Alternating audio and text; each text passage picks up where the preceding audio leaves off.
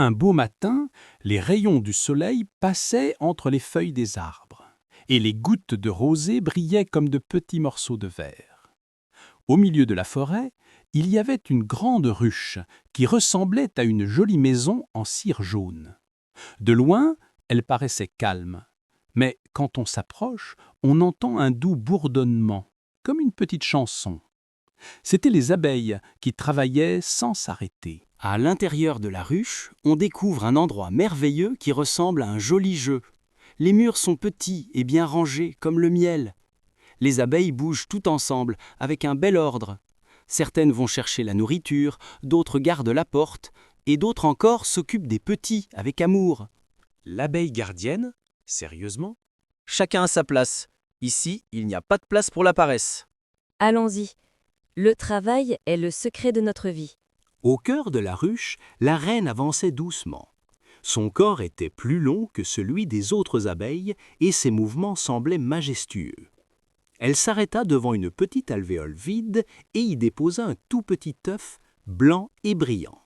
Regardez, la reine a donné une nouvelle vie parmi nous. Nous devons bien en prendre soin, car chaque œuf est un trésor. 3 jours plus tard, l'œuf commença à bouger. Il s'ouvrit un peu et une petite larve blanche en sortit. Elle était faible, elle ne voyait ni n'entendait et cherchait seulement de la nourriture. J'ai faim. Aidez-moi. Ne t'inquiète pas, petite, nous allons te donner la meilleure nourriture. C'est la nourriture des reines des abeilles. La nourriture des reines est magique. Elle sort de glandes spéciales dans la tête des abeilles ouvrières. Elle contient des protéines, des graisses et des vitamines qui font grandir et devenir forte la larve rapidement. Toutes les larves en mangent dans leur premier jour, mais la reine en mange toute sa vie. C'est pour cela qu'elle vit plus longtemps et devient plus forte. Voici ta nourriture, petite. Mange jusqu'à être rassasiée.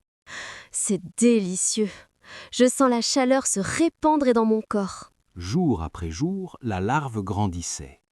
Elle devenait plus longue et plus forte, remplissant toute sa cellule.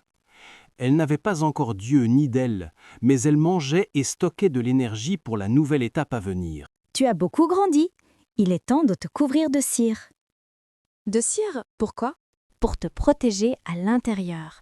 Tu vas entrer dans un monde merveilleux appelé la transformation. Les abeilles ouvrières commencèrent à fermer sa cellule avec une fine couche de cire blanche. La larve se retrouva dans une petite chambre fermée, calme et silencieuse. Est-ce que je vais rester seule? N'aie pas peur. Ce n'est pas une prison. C'est la maison du changement, la maison d'une nouvelle naissance. À l'intérieur du cocon de cire, le corps de la larve commença à se transformer. Ses yeux composés apparurent, ses pattes articulées et ses ailes transparentes. Les scientifiques appellent cela la métamorphose complète. Quelle merveille de voir comment Dieu a créé ce système. Après des semaines de silence, le cocon commença à trembler. Il s'ouvrit un peu et une petite abeille en sortit. Ses ailes étaient fines comme des fils de verre et ses yeux brillaient comme des perles. Où suis-je? Qui êtes-vous? Bienvenue, petite. Aujourd'hui, tu es née dans notre famille. Les abeilles se rassemblèrent autour de la petite et décidèrent de lui donner un joli nom, Lila. Depuis ce moment, Lila commença son voyage dans un monde plein de travail et de secrets.